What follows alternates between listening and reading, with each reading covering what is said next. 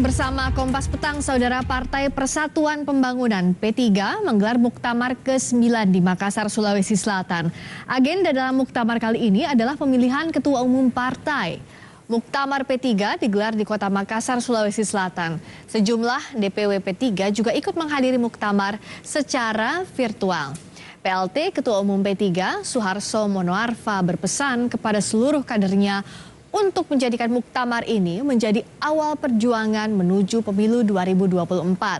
Suharso menargetkan P3 menang pada pemilu 2024. Dalam Muktamar kali ini, P3 akan memilih ketua umumnya untuk memimpin partai. Di logo Muktamar ke-9 ini, Bapak Presiden, terbentang tulisan merawat persatuan dengan pembangunan. Inilah tema Muktamar ke-9 Partai Persatuan Pembangunan, dan ini pula akan menjadi tema perjuangan P3 menuju pemilihan umum tahun 2024. Presiden Joko Widodo mengatakan ajang Muktamar 9 P3 bisa menjadi momentum untuk memperkokoh persatuan partai. Hal ini disampaikan Presiden secara virtual dalam memberikan sambutan di Muktamar. Menurutnya, P3 bisa menjadi contoh teladan bagi organisasi lain dalam rangka memperkokoh persatuan dan kerukunan.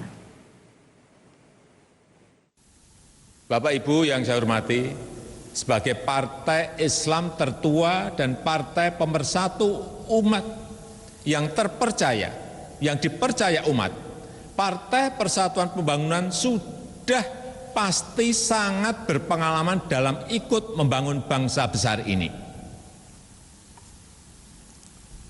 Partai Persatuan Pembangunan juga bisa menjadi contoh, bisa menjadi teladan bagi organisasi-organisasi lain dalam memperkokoh persatuan dan kerukunan kita dan dalam mempercepat pembangunan nasional Indonesia.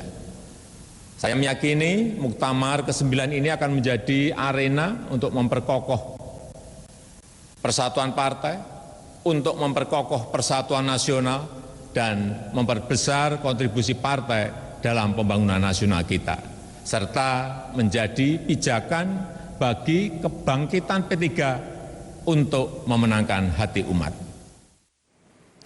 Pada Muktamar ke-9 P3, Bursa Calon Ketua Umum mengemuka ada dua nama yang mencuat sebagai calon kuat. Kita lihat, Saudara. Yang pertama adalah Suharso Monoarfa yang saat ini menjabat sebagai pelaksana tugas Ketua Umum P3. Suharso juga merupakan Menteri PPN atau Kepala Bappenas. Suharso juga pernah menjadi Menteri Perumahan Rakyat pada tahun 2009 saat era Presiden Susilo Bambang Yudhoyono. Sedangkan kandidat kuat lainnya adalah Taj Yassin. Taj Yassin saat ini menjabat sebagai Wakil Gubernur Jawa Tengah. Sebelum menjadi Wagub, Taj Yassin merupakan anggota DPRD Jawa Tengah dari fraksi P3. Diketahui bahwa Taj Yassin ini merupakan putra dari Kiai Haji Maimun Zubair atau Mbah Mun. Dan untuk mengetahui informasi terkini, ada jurnalis Kompas TV Eki Muzakir langsung dari Makassar, Sulawesi Selatan. Eki, saat ini bagaimana dinamika di sana? Apakah sudah terpilih Ketua Umum P3 yang baru?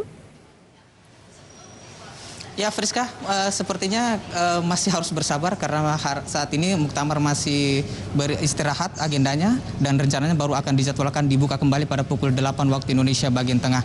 Artinya masih ada 1,5 jam sebelum Muktamar kembali dibuka dengan agenda pemilihan ketua umum yang baru bagi P3. Nah, seperti apa formasinya nanti Muktamar atau pemilihan dari ketua umum P3 periode mendatang ini? Kami sudah bersama Wakil Ketua Umum P3 ada Amir Uskara untuk menjelaskan lebih detail bagaimana mekanismenya dan siapa sebenarnya calon-calon terkuat yang akan maju di Muktamar kali ini. Selamat petang, Pak Amir. Selamat petang, Assalamualaikum warahmatullahi wabarakatuh, Mas. Pak Amir, kami mendapat informasi akan dilanjutkan pukul 8. Itu mekanisme pemilihannya nanti seperti apa? Ya, sesi selanjutnya ini adalah sesi untuk masuk di pemilihan ketua umum dan tentu kita akan mulai dengan tata tertib pemilihan ketua umum dan ketua formatur. Sampai saat ini memang ada 2 calon yang mendeklarasikan diri untuk maju. Kita belum tahu apakah akan bertambah atau tidak karena proses pemilihan di P3 itu pada saat pembukaan pendaftaran untuk mengajukan diri sebagai calon ketua umum itu kita akan mulai pada saat paripurna untuk pemilihan ketua umum itu sendiri, sehingga sampai sekarang kita belum tahu siapa yang akan mendaftar. Tapi tadi dari pandangan umum hampir seluruh DPW yang terbagi dalam 10 zona yang kita lakukan secara virtual tadi, itu mungkin sekitar 95% zona-zona yang menyampaikan pandangan umum DPW itu ingin aklamasi terhadap Pak Suharso Monoarfa. Tapi sekali lagi tentu proses-proses ini tetap akan kita ikuti sesuai dengan anggaran dasar anggaran rumah tangga kita. Kalau ada rencana aklamasi, nanti seperti apa mekanismenya Pak? Apakah penunjukan langsung atau seperti apa? Kalau aklamasi tentu tergantung dari mutakmirin ya sebagai pemilik suara dalam proses pemilihan ini, sehingga kalau misalnya nanti setelah verifikasi berkas terhadap calon ketua umum, kalau memang cuma satu tentu otomatis aklamasi. Kalau misalnya lebih dari satu tapi kemudian mutakmirin ingin aklamasi juga terhadap salah satu calon, tentu itu juga aklamasi, sehingga memang mekanisme kita ini sangat terbuka. Sekali lagi tetap arahnya adalah aklamasi. Jadi dua-duanya ini sekali lagi memungkinkan untuk aklamasi. Tapi kedua calon ini mumpuni dengan syarat-syarat yang sudah disepakati?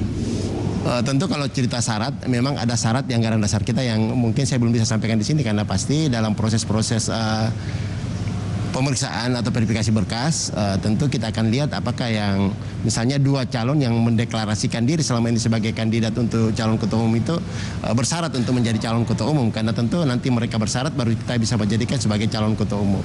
Terima kasih Pak Uskar atas waktunya. Dan saudara, kita masih menunggu pukul 8 waktu Indonesia bagian tengah sidang akan dibuka untuk pemilihan ketua umum P3 yang baru. Priska. Eki Muzakir langsung dari Makassar, Sulawesi Selatan.